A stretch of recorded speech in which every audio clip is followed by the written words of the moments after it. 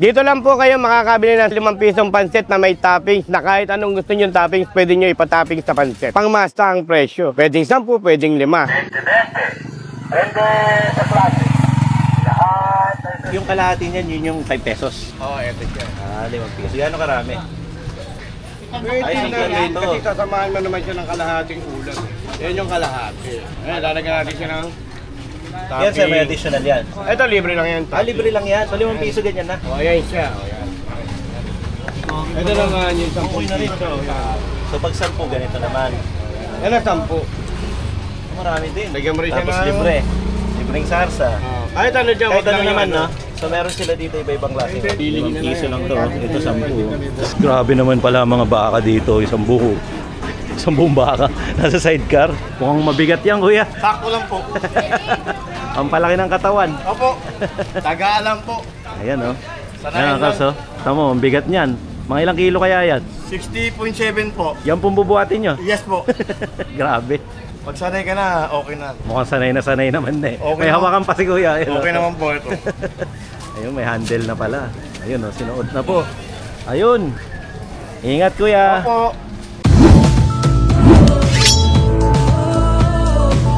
Time check mga kabs, 3:06 PM and nandito na tayo sa Divisoria. Today wala tayong itinerary, basta maghahanap tayo ng mga cheapest find. Wala tayong kahit anong listahan kung saan pupunta, pero kung saan tayo aabutin, yun ang kakainin natin. Madalas natin marinig ang presyong Divisoria pag nandito sa Divisoria, pero narinig nyo na ba ang presyong Divisoria pagdating sa mga kakainin pagkain? Yun ang mission natin ngayon. Kaya subukan na natin to.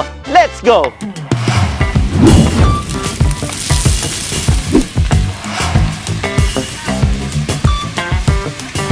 So para lang makita nyo mga kabs, dito kami banda nag-park. Ito po ay sa Tutuban. Tapos ayan yung mga makikita nyo tapat ng 168. Tapos may Dragon Age Shopping Center dito. Dito tayo mag-uumpisa dahil meron kaming naamoy na mga usok, na mga ihaw-ihaw. Subukan natin tong 99 pesos. Sizzling, unli lahat, pati sauce, pati kanin sa halagang 99 pesos. Talaga namang presyong Divisoria. Sisig to? Ang sisig ko yung boss. Ayan, pang sisig pala to iniihaw kasi kapag chinap mo to, smoky flavor na, masarap niyan. Kasi ito, marinated pork chop na iihawin. Yung mismong kainan nila nandun sa harap, tapos lahat ng aksyon ng kitchen ay nangyayari dito sa likuran. Yung mga nakikita nyo yan, yung umuusok, tapos may mga nilalamas na manok doon, may na-marinate, nandyan lahat ng aksyon.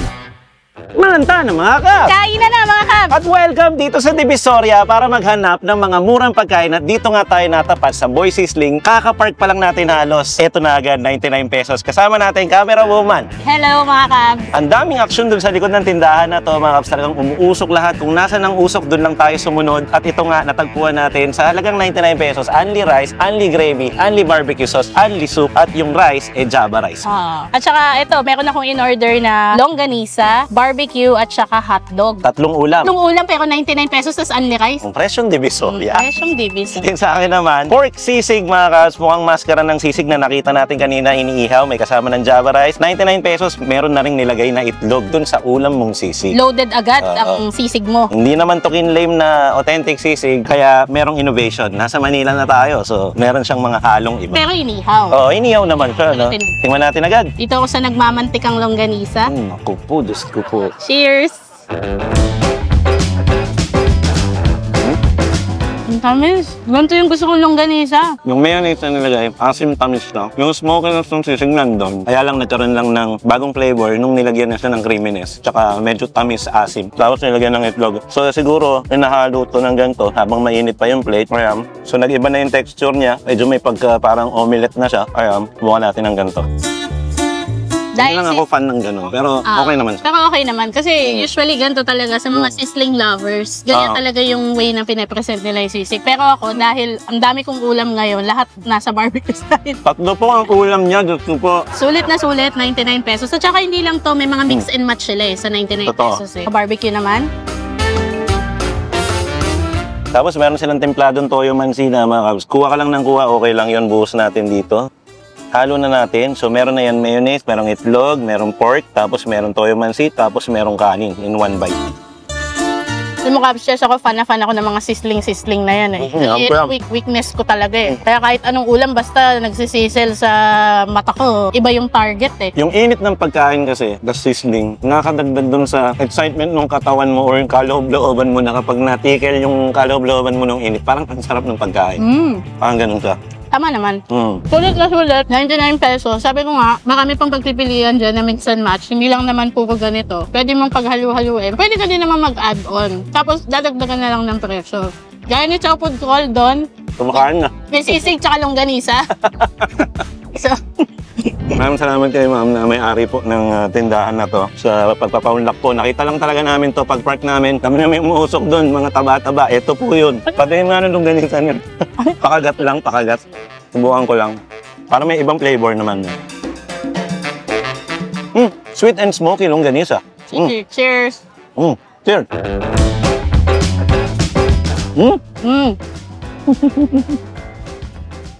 Dahil presyong divisory, maghahanap tayo ng presyong divisory ng pagkain na sulit sa bulsa ng bawat mamamayang Pilipino. Sana may makita pa tayo dyan. Grabe naman yung space mo. Feeling ko marami pa naman nag-aarabang dyan. Siyempre, Divisoria to. Lahat dito mura. Lahat i-iron natin yung tema at yung panlasa based dun sa presyong kakainin natin. So, abangan nyo yung susunod. Ano nagad tayo doon? Yeah, mga Kaps, intro pa lang to. 99 pesos dito sa Tutuban Night Market. Diretso na agad tayo dun sa next natin pupuntahan. Tara! Next stop natin, sumakay tayo ng tricycle papunta dun sa susunod nating kakainan dahil may binabanggit si Chow na murang-murang pagkain daw na pwede nating matikman.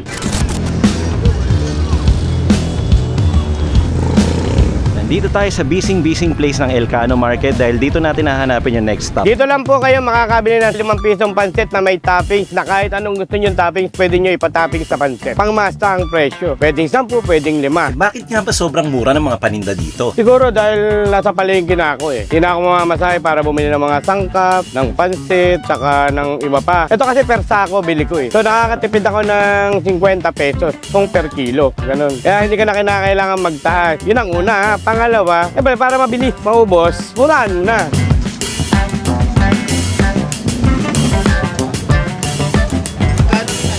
Yung mga kumakain dito, marami na rin. Minu-minuto may dumarating eh. Yan, tulad yan, maraming kumakain. Maya-maya lang magpapalitan naman ng ano yan. Ganun. Marami ko sa marami.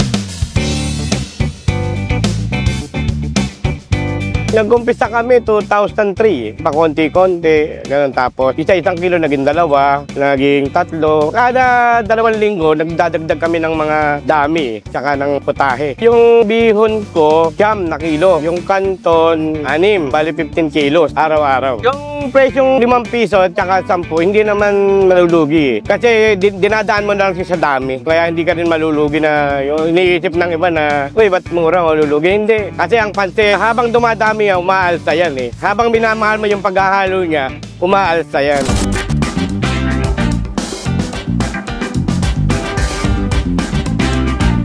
Tungkol naman sa sarsa, dati wala naman yan eh. Isip ko lang, subukan kaya natin itong may sarsa. Tinikman ko muna yun. May gumaya, may nanghihingi. Kaya tinatry ko na rin na ganun. Kung ano yung lasa nito, yun din yun. Hindi na dinadagdagan pa ng kung ano-anong sangkap. Kung gusto nyo pong matikman at malaman yung lugar ng Rolly V, located po kami dito sa 926 Elcano Market, Tondo, Manila. Harap po kami ng Elcano Market. Dito lang po kayo makakabili ng 5 pisong pansit na may toppings na kahit anong gusto nyo toppings, pwede nyo ipatoppings sa pansit. 5 pesos, 10 pesos with free dinuguan toppings. Ganon kamura ang presyo na napuntahan natin. Hindi ko in-expect. Kanina 99, ngayon naman 5 pesos. Tikman agad natin to. Kanton at bihon, tama ba? Kanton at bihon with dinuguan toppings. Cheers! Pwede ba na yan? Pansit na ka dinuguan? Actually, hindi ko ma-explain sa inyo kung anong lasa ng pansit. Kasi naging flavored na siya. Yung dinuguan, sorry ang sarap niya para sa presyo. Mali, libre lang kung top. Pero hindi ako nag-expect, no? Kasi libreng toppings lang naman to eh. Pero okay yung lasa. May mga sumasamang-samang mga laman-laman na kung libre, 5 pesos lang in-order mo, tapos may libre. Ang pinakakanin na namin yung pansit eh. Kaya nga. Sa panahon ngayon na puro matataas ng presyo ng pagkain, isa to sa mga namin sa na never ako nakatikim ng ganito kamura. Well, meron mga 5 pesos ulam dati, meron may product doon, pero ito, gawang bahay, lutong bahay ito. Yung dinuguan, gusto ko ang sarap. Hindi siya yung maasim na dinuguan, hindi siya matamis na dinuguan, siya yung maumami na dinuguan. Favorite. Saka may konting kick ng pepper and sili. Na kinumbay niya sa pansit, kaya yung gano'n yung lasa, no? Kasi pag pinagsama mo, balansin. Yung napapanood nyo to, 10 tsaka 5, 15 pesos lang total nito mga kabs. Wala pa kang 50 pesos. Okay na to, merienda, gusto. Actually, parang late lunch, tas merienda eh. Teka lang mga kabs ha. Kailangan umorder pa tayo sa ibang toppings naman para malaman natin. Okay, next order. Ano nga itong nilagay dito? Ito yung tokwat baboy, no? Tapos lang tokwat baboy. Tapos sa akin naman, afritada. Medyo hindi natin alam kung anong lasa, pero tingnan natin. Over 10 pesos pa rin ito mga kabs. 10 pesos din. Akin kasi nabitin ako sa 5 pesos. So nakaka 20 pesos na po ako all in all. Carbs overload. Tokwat baboy. Kasang pulutan. Ito akin lasang spaghetti. Kasi may tomato sauce. Siyempre nga naman pag apritada may sauce, no? Tomato sauce, parang spaghetti. Oo nga. Diba? Ngayon lang ako nakatim kasi na may halong pansit yung ulam eh. Mas bet ko yung dinuguan. Kasi di ba parang may asim na flavor. Dahil nahaluan ng maasim yung pansit. No, ito dapat hinahalo mo talaga eh, oh, para kumapit yung lasa. Tapos mga kabs, tignan mo naman. Aksidente yata to o minsan talaga may sumasamang baboy, no? Actually, oo nga. Yan o, baboy. Imagine mo 10 pesos, pag napaswerte ka, may laman yung sayo, di ba? Depende sa sandok ni kuya. Pwede ka mag-request ng kahit na anong toppings, basta may sarsa. Hindi lang pwede yung mga... Oo. Siyempre, pag titigil mo na sa yun, no? Bubon toppings po yun. Madaya ka nun. Pero may ulam naman sila, 50 pesos, mga ganun. Half. Meron din sila ng munggo na 30 pesos. Mura pa rin. Pero ang recommended ko talaga, kung magpapansit kayo na 5 pesos or 10 pesos, yung dinuguan. Actually, yun yung bestseller. Yun ang bestseller talaga. Yung dinuguan nila, pwede talaga. Wala tong joke. Sabi ko kasi kanina, ibabagay mo yung presyo dun sa lasa. Dito hindi nagtugma. Oo, hindi nagtugma. Parang yung presyo ganito, pero yung lasa ganun eh. Tikman nyo na lang. Paano nga ba pumunta dito sa Jollibee mga kaps? No? Kasi kami kanina, nagpark lang sa Tutuban. From Tutuban, sumakay lang kami ng tricycle. Sinabi lang namin, Elcano Market. Binaba kami dun sa Arco, tapos pumasok lang kami. Sa palengke. Sa palengke mismo. Makikita nyo to nasa kaliwa. Katapat nyo yung mga nagtitinda ng baka, ng karne, ng kung iba-iba. Yung makikita nyo rin. Parang siya lang yata yung dyan, te. Saka 5 PM sila nag-i-start na mag-serve ng pagkain. Tapos wala pang 5 PM, ang mga tao dito, dagsana. At saka, Pila na. additional trivia mga kabs. Medyo lumabas tayo ng konti. Parting Tondo na po ito. Kasi pagdating dito, parang dikit-dikit yan. Binondo, may Divisoria, Tondo. Kumbaga naka-triangle tayo. Ito napadpad tayo Tondo. Pero presyong Divisoria. 5 pesos, 10 pesos, saka pa makakakita. Galing.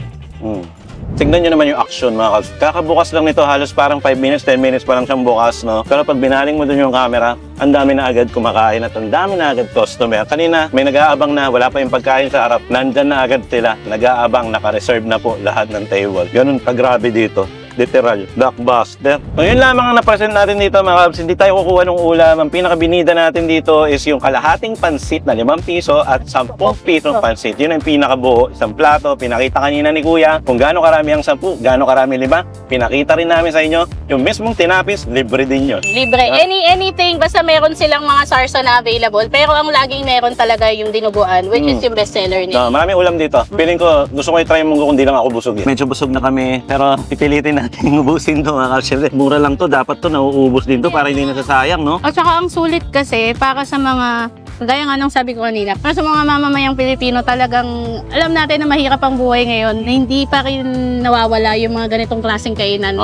To serve ng mga ganitong affordable pero quality. Alam mo talaga na hindi ka manghihinayang bayaran. Kahit ganong kaliit na halaga, tinatry pa rin ng mga nagnenegosyo na ganito pa rin yung i-serve nyo. Tsaka kahit sino dito nakakain, mga kaps, no? Basta mapadangal, basta may 5 piso ka sa bulsa, makakain ka dito. At natutuwa kami na nakadiscover tayo ng ganito at naidala tayo nila Chow Food Crawl, nila Itor, sa mga ganitong lugar. Ito ay mga undiscovered para sa atin, Cubs Nation, para sa amin, Team Canlas. Hindi namin alam itong mga kasi kaloob-looban pa talaga. Pero sana, kapag nagawi kayo banda dito, ay matry nyo rin yung mga tinry namin para sa sarili nyo lang din ay ma-judge nyo kung tama ba yung mga pinagsasabi namin dito. Kasi para sa akin, panalo na to sa 5 piso. Ako talaga, ang masasabi ko mga Cubs, yung pansit tsaka dinuguan. Yun talaga. Tapos pag nalakitik ka, may laman yung dinuguan mo. Katulad nito. Sana Maraming salamat mga Cubs sa palagi niyong pag-abang at pag-abot nyo dito sa dulo ng video na to. Sana ay parang naipasyal na rin namin kayo sa biyahe na to, napalakad-lakad tayo, palipat-lipat tayo, busog rin kayo. Medyo maulan, mainit, pero sulit kasi sulit talaga dito sa Elcano Market. Hindi lang to yung mga may experience at pagsasaluhan natin. Marami pa sa mga susunod. Uy, meron ipapalabas natin. Meron tayong aabangan. Napakagandang video. Hindi ko muna sasabihin. Meron yun. Hindi ko muna i-announce. Magkita-kita tayo sa susunod na video. Thank you very much, Cubs Nation. Hanggang dito na lang muna. Mag-ingat kayo palagi. Ako po si Cubs Che. At ako naman si Camera Woman. At ito po ang Team Velas TV na lagi magsasabi at magpapaalala sa inyo. Na wag yung kakalimutan at lagi nyo tatandaan. Tulak muna ng tubig, no? Kasi baka mabulunan na tayo, no? Ang dami natin Daming pansit! Cheers! Cheers! Tubig lang muna. 50 pesos sa pansit. Sulit. Solid, Divisoria. Napakamura dito at talaga naman. Manyaman! Presyong Divisoria, Kenny. Uy! Bye, peace out. May pagano'n ka pa, ha? Thank you, Cubs Nation. Thank you so Sino much. magtatakip niyan? Napakalayo ni Chow Food Crawl. Ayun, no? Pakit naman kay Tito Ze. Tito Ze. Si Itor na lang po. Itor, pakitakpan naman yan, oh. Itor! Ah, pakyat pa!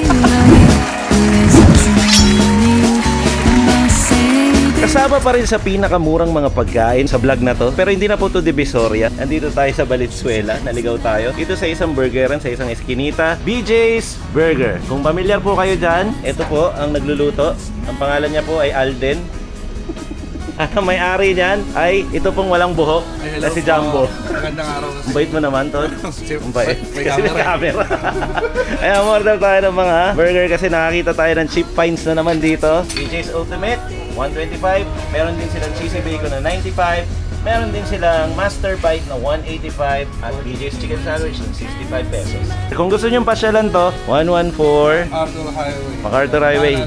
Ang landmark nito yung yung lokal ng Malinta. Ayan. Ganon din naman, katulad po ng BJ's Fried Chicken. Yung BJ's Fried Chicken, nandun pa rin naman dun sa harap. Doon sa MacArthur Highway po. Ayan. Tapos pasok lang kayo dito, makikita nyo ang BJ's Burger. Shoutout sa'yo, Mayor. Wala ka dito. BJ's Burger. Ganito yung packaging niya. So, yan.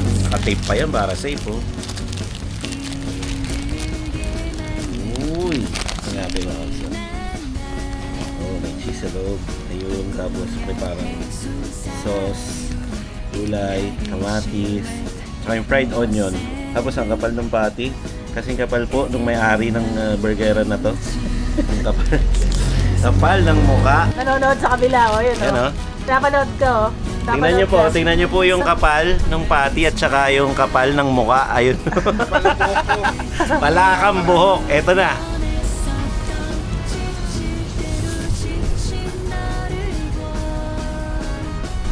Ang solid ng patty, tingnan mo. Hindi siya basta makapal lang, siksik siya sa loob. Tapos yung cheese niya malasa din, pero gusto kong dagdagan. Pwede kang bigyan ng cheese. Yan. Pag umorder ka, hindi ko alam kung pwedeng bigyan o kasali lang talaga sa order, ha. Basta yun. Ramdam mo yung calories na pumapasok sa katawan mo. Pero okay yung crunch nung kamatis at saka yung fried na onion kapag sinama mo sa burger. Subukan mo sa bahay. Okay na okay.